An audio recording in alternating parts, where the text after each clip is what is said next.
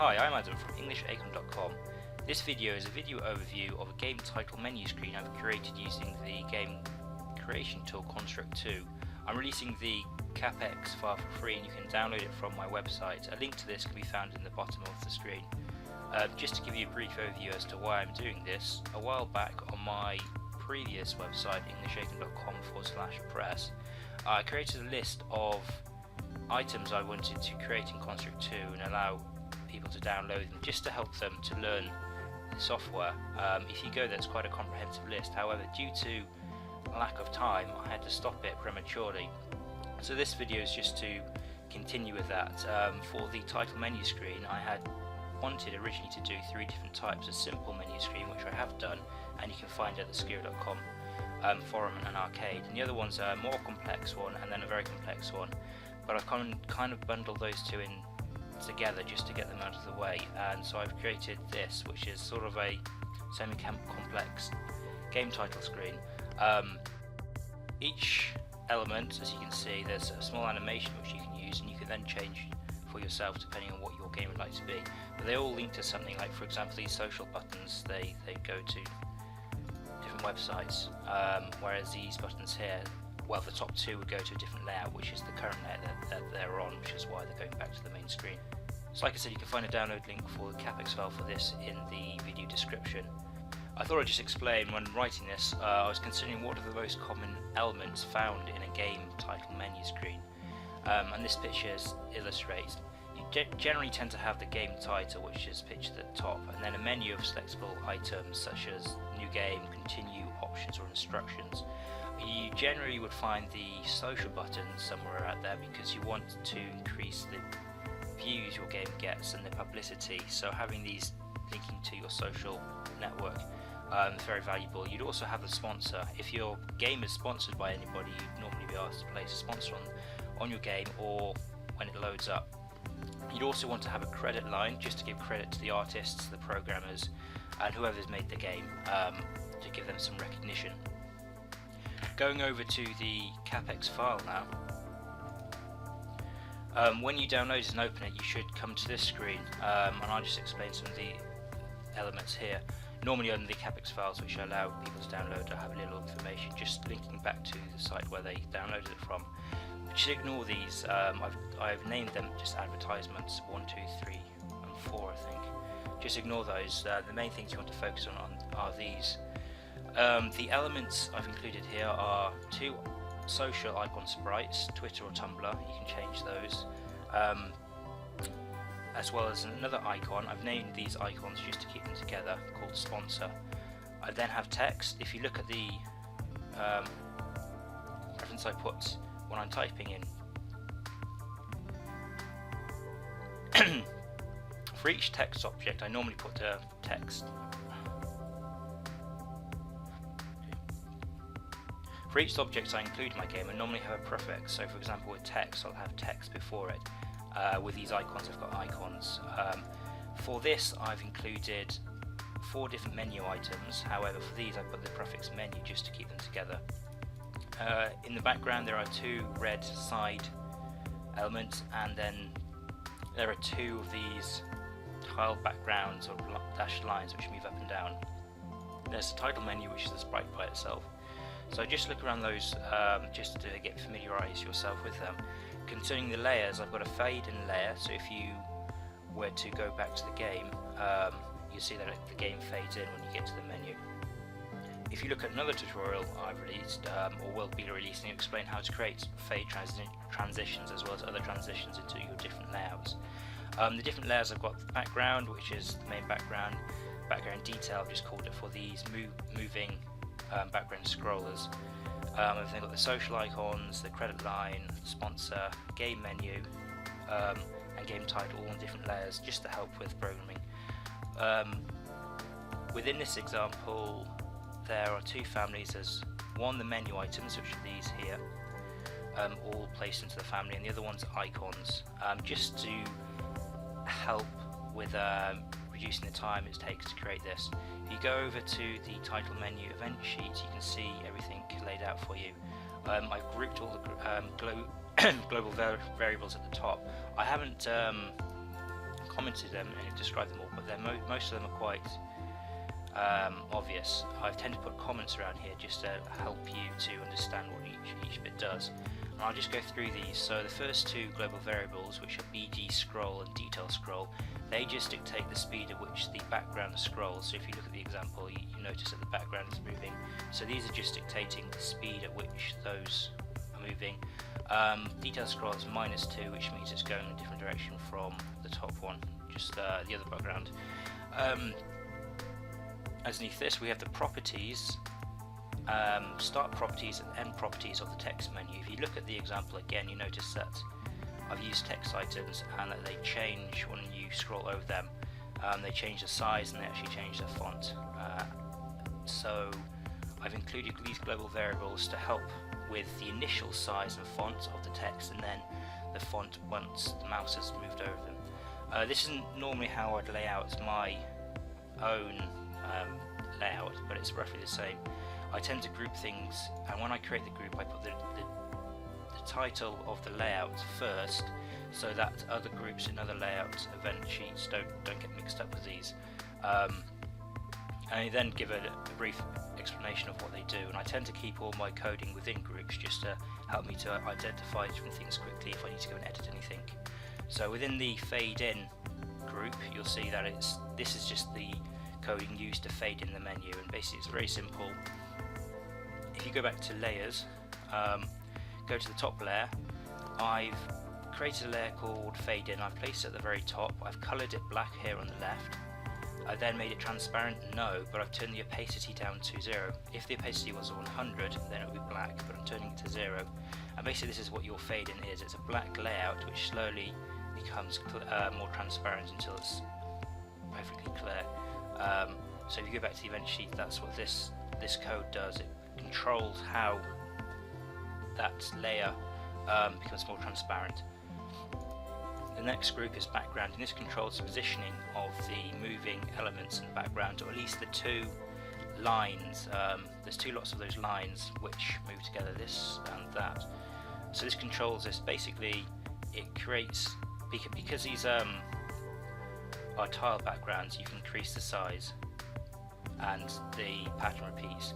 And what this event does, or these events do, is they change the height of this to be the height of the layout, and then a little bit more, which is 256 pixels, which is the size of the actual image. They then position it at this size. I think I've got it. Where do I have it? They position it the size -y, and then each time period they move this down, and when it gets to a certain point it then repositions back to where it was, and that gives the illusion of a moving background. You can't see it so well with the white lines, although they seem to be flashing, but it's the same sort of thing, and the same thing is going on with the red squares as well as they move. Going back to this, the next group is the scrollers, which are just the red moving background, red squares which move up. Again, they're tile backgrounds, and so they can be as long as they want. You can change the size and the pattern repeats, and I've only got it repeating down. I mean, a repeat to the side, but obviously I don't want that. And that's the same thing. It's placing the item above the layout, setting its height to the layout height plus the size of the picture, which is 64 in this case. So it'll be 64 pixels above. Then each time period it moves down so many pixels, and then when it gets to 64 pixels, or its own size pixels difference, then gets reset back up and continues, and it gives the illusion of it moving constantly. I have produced another tutorial and example of this, you can see that in a different video about how to do these background scrollers. And I should point out, if you are to do these, try and use move, instead of changing their x value or the y value, use move at an angle, and then the distance include delta time times 60, which is the equivalent of 1. Sorry, 1.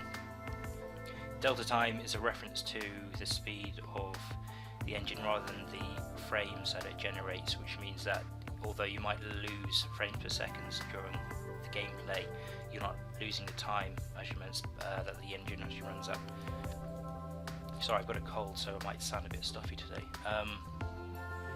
If you just go through these, it's normally pretty self-explanatory. Start a layout, I change their size, then I set them at a certain position, and then I move them to the layer. Then every second they move at a certain angle, and then the second one moves at the same speed as the first one. And then when they get to a certain Y coordinates, then they're reset. So it's quite simple, straightforward. Going to the next group, which is title menu. Let's see, this title game. This just sets out the layout. Sorry, this sets out the position on the layout of the game title and also moves it to the layer game title. I tend to have these definitive sort of actions. I could just go here and select the layer, which it already is, but I tend to have these just because of my experience from earlier versions of Construct 2.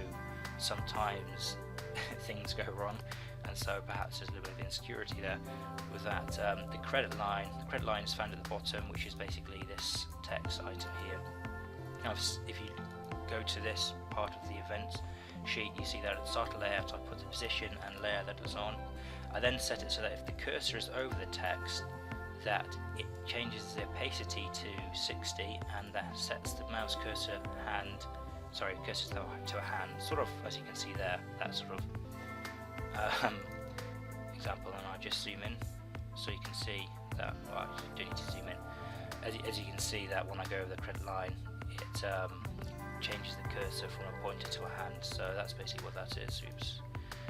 Going back to this, I also get it to trigger once, because you need to get it and play a sound. If I didn't have trigger once and play a sound, it would constantly play a sound while the cursor's over the credit, and it would make like a sort of sound. So I get it to trigger once while true. And if the mouse is not over the text item, then it resets the text opacity to 100.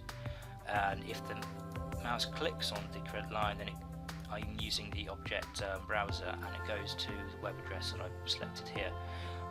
If you are running your game and through an iframe and hosting on a different website, you may have to have this web link here go to another page on your site that you're hosting the game at, and then that page then forwards the user on somewhere else, an HTML redirect link, just because sometimes I've experienced in the past that the browser only opens up in the iframe itself, and as a result the user is still looking through the iframe at the next website, which is not always helpful. At the moment this is open a new window, so it may get around it, but again, it's just experience I've had in the past. Social icons, start of layout, you just set the position and the layer for each of these. Title menu sponsor, again this is just setting the layout and position for these, and then menu items, so these are the new game, continue, options and instructions. So if you read through the events, it just explains it. You know, it starts menu items, sets their width, sets their X value to layout width and a half, so that's the middle of the page.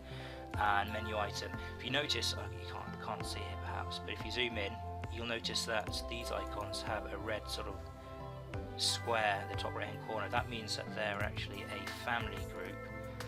This is a bit awkward.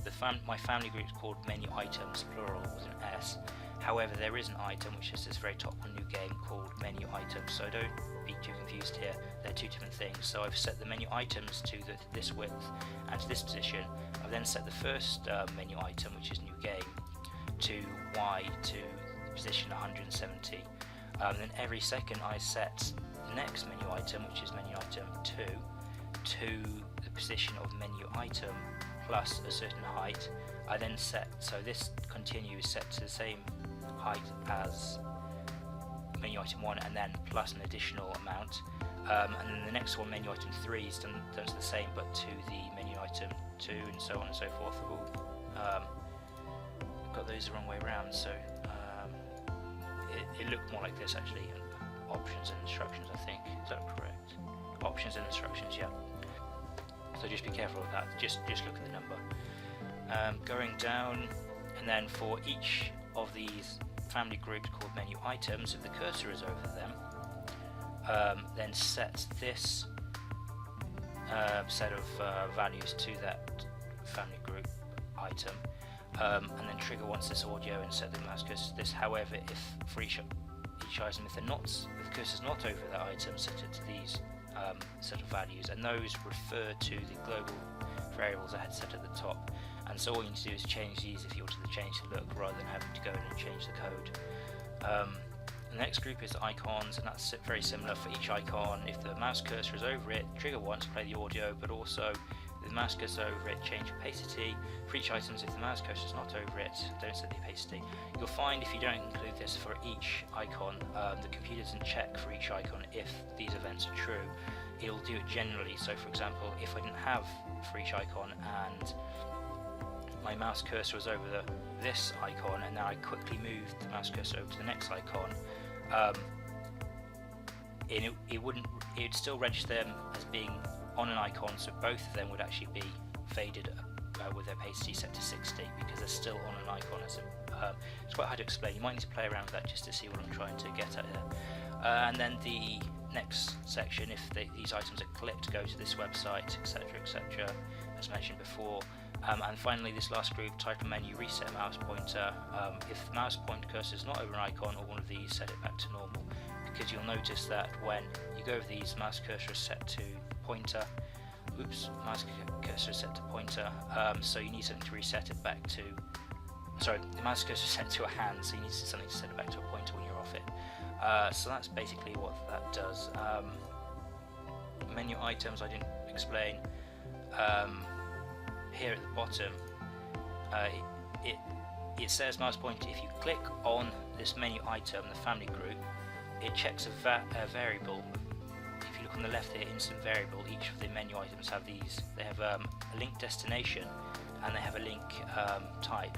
It says if it's link 0, go to this layout. So for example, new game has a link type 0 and continue has a link type 0, and they have a destination of title menu. So it says go to this layout, menu items, variable link destination, which is this text here, and it referred to the layout's name, so which is title menu. So to explain what that does, if I click on new game, it's going to go to the layout which has the same name as the variable called layout. So it's going to go to the game title layout, which is this one it's currently on, which is why it keeps on sort of resetting itself when you click on these two.